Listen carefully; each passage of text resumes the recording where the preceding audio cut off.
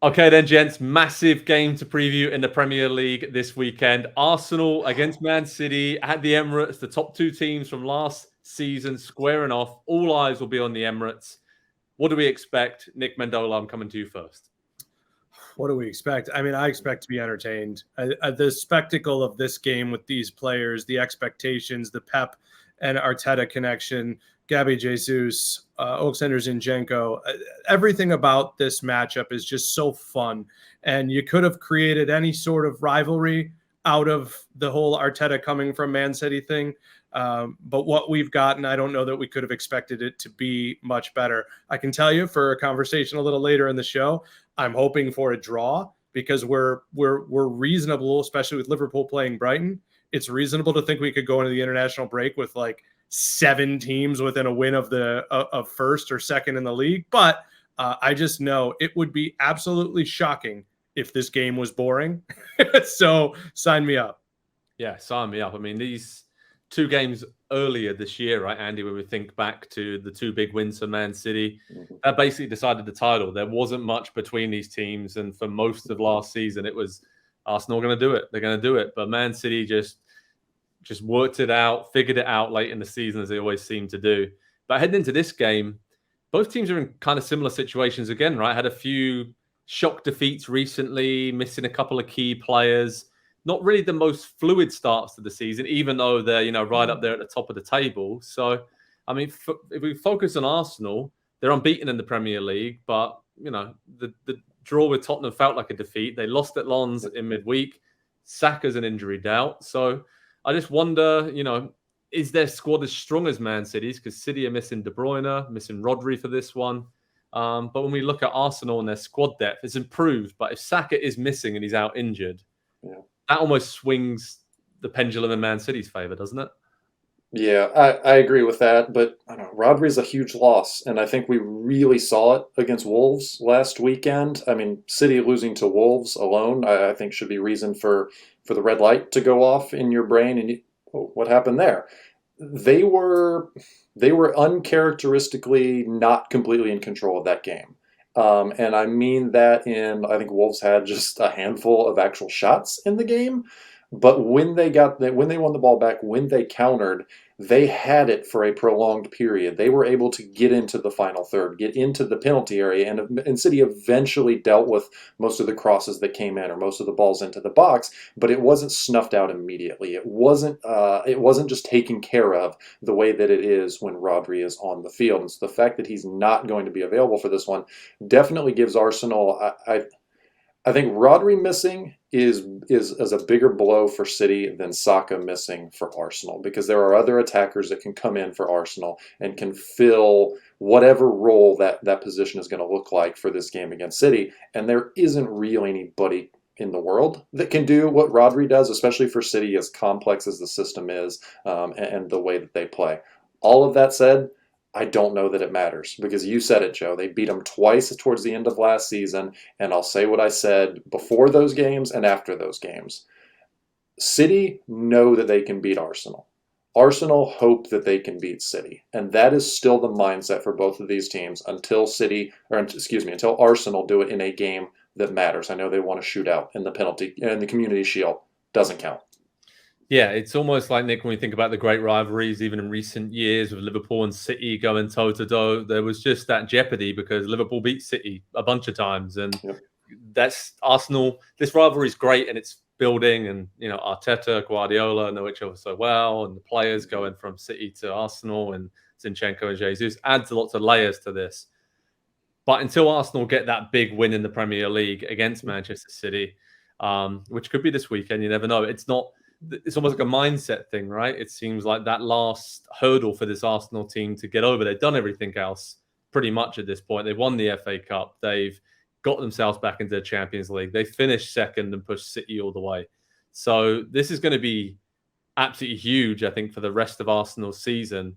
Whatever happens right now, and then having an international break to dwell on it or celebrate it and build momentum from it. The timing of this game is actually perfect, isn't it, Nick?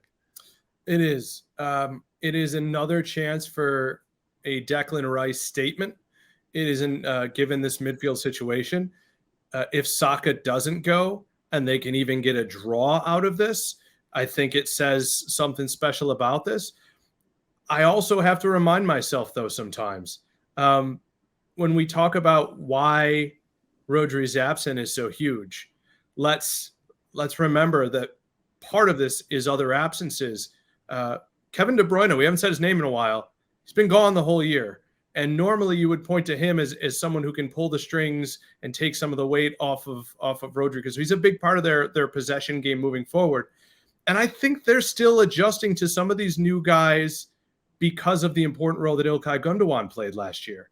So this is a midfield that when you say, yeah, Rodri's gone, it's like, yeah, it's just one guy, but it isn't. It's 2 months into a process without De Bruyne, who was at a Ballon d'Or style at certain points over the past 2 years, and Gundogan, who Pep badly wanted to keep, despite the fact that he usually sells anyone over 30. So I think this is a massive chance for Arsenal. And if they don't win, even with Saka out, being at home, they'll look back at this as a potentially absolutely disheartening, could drag on them a bit situation, especially after losing at midweek. Yeah, I think so. And I think the midfield situation for City, I don't actually know, and probably the players don't know yet, who's actually going to line up there, because Pep does some crazy things from time to time. I mean, it looks like he's been talking up Rico Lewis. He's playing a slightly more advanced role against Leipzig in midweek. I mean, Calvin Phillips can slot in there. John Stones is back from it. Yeah, he's used Akanji there. Yeah, Kanji's there. Obviously, John Stones is back from injury and did really well there in that role at the end of last season. So it's not like he doesn't have options. I mean, the only two players that they do really have out is De Bruyne to injury and Rodri to suspension. So they have so many options, but more so in the attacking areas. And I think he's got to get the balance right, Pep. And in big games in the past, I'm thinking of the Champions League final against Chelsea, there's been some weird decisions he's made. And the loss at Wolves, the loss at Newcastle in the League Cup of a very strong team, just seen a few cracks starting to show. But they're still Man City. They still have the likes of Alvarez, Haaland banging in goals for fun, Grealish and Foden chomping at the bit to get in the team. So many great attacking players. So, yeah, I don't know what I'd do with a Man City, but I would probably play, if he's fit enough, John Stones in that Rodri role, and then kind of keep, if it is a back three or a back four, however you're going to line it up, just make it more fluid and make it very similar to the way you set up against Arsenal in the 2 wins at the end of last season, because I think it matched up very, very well for Man City in nullifying the threat that Arsenal had, especially out wide. So all this being said, gents, Andy, your score prediction. Nick said a draw. So are you agreeing? I want a draw. I said I want a draw. Okay. Nick swung me a bit with what he said about Gundogan and the process that is going on at City, because looking back at some of their performances, and especially Wolves without Rodri on the field, through that lens, I think there's a lot to that. And so, yeah, Rodri is a much bigger loss, like I said, than anybody that Arsenal could do without. So I'm going to take the draw, 2-2 probably, and it's going to be weirdly open, I think, for a Manchester City game because of the lack of defensive midfield options in there for City. Wow. Nick, so you aren't going for a draw? No, I'm totally I'm actually picking City. And I'll tell you why. Erling Haaland hasn't scored in 2 games. He was X'd out. He was X'd out of the Wolves game. 15 touches, 1 shot. Yeah. Also, in that game, Jose Sa with 7 saves. It could be the David Raya game. Don't get me wrong. We've seen him do it at Brentford to a number of opponents, but I just think this is a Erling Haaland reminds everybody that he's going to win the Golden Boot running away game. So 2-1 for Man City. Oh, I think Arsenal. I'm going to go with Arsenal. I just think that De Bruyne and Rodri both being out, and remembering how key De Bruyne was in those 2 wins against Arsenal last season, and centrally how he just dragged players out of position. And Nick mentioned it. Declan Rice, this is why Arsenal signed him. This is why they paid the big bucks. He needs to give that Arsenal backline protection. I think he will.